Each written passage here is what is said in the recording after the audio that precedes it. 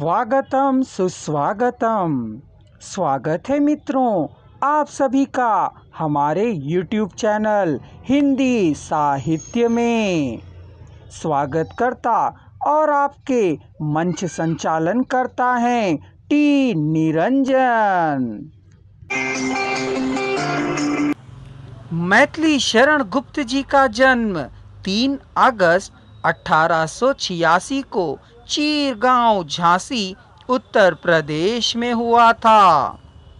संभ्रांत वैश्य परिवार में जन्मे मैथिली शरण गुप्त जी के पिता का नाम सेठ रामचरण और माता का नाम श्रीमती काशीबाई था। गुप्त जी की प्रारंभिक शिक्षा झांसी के राजकीय विद्यालय में हुई, किंतु उसमें कवि का मन नहीं रमा और अंततः उन्होंने घर पर ही संस्कृत, हिंदी तथा बंगला साहित्य का व्यापक अध्ययन किया। साहित्य और श्री मैथिली शरण गुप्त जी के काव्य में मानव जीवन की प्रायः सभी अवस्थाओं एवं परिस्थितियों का वर्णन हुआ है। अतः इनकी रचनाओं में सभी रसों के उदाहरण मिलते हैं। प्रबंध काव्य लिखने में गुप्त जी को सर्वाधिक सफलता प्राप्त हुई है। गुप्त जी की प्रसिद्ध काव्य रचनाएं साकेत, यशोधरा, द्वापर, सिद्धराज, पंचवटी, जयद्रथ वध, भारत भारती आदि है। भारत के राष्ट्रीय उत्थान में भारत भारती का योगदान अमिट है।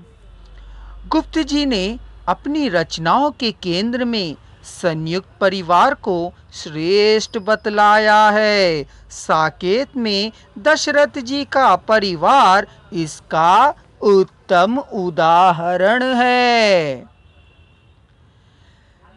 अगर हम कहें कि इनके साहित्य में उपेक्षित और शोषित नारी के प्रति भी अगाध संवेदना छिपी है तो कोई अतिशयोक्ति नहीं होगी।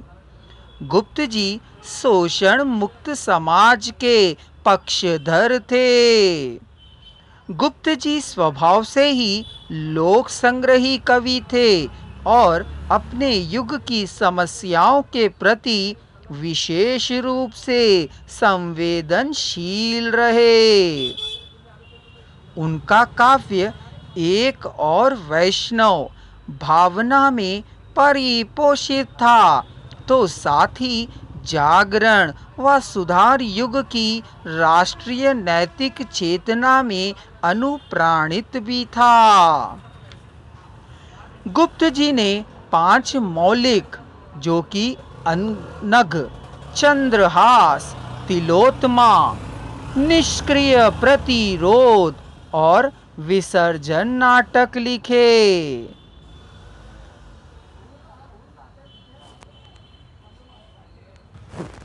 भास नाटक के रूप में स्वप्नवदत्ता, प्रतिमा, अभिषेक, अभिमारक।